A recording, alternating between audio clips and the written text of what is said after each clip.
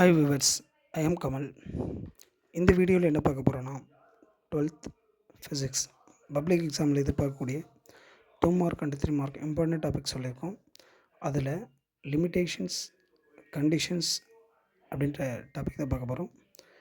First வந்து நமக்கு என்ன சொல்லியிருக்காங்கன்னா Barkhausen condition, limitation of AM and FM, limitation of Bohr atom model, corpuscular wave electromagnetic wave, theory of quantum theory, techniques of polarization,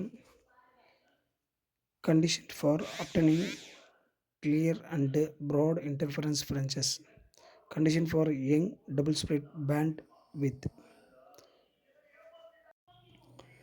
techniques of obtaining coherent light waves, limitation of cyclotron, resonance condition in RLC, important aspects of Coulomb's law, important aspects of electric field, what are the condition for total internal reflection.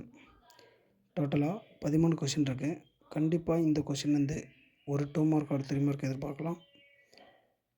நம்ம சொல்லக்கூடிய விஷயங்கள் எல்லாமே public based தான்.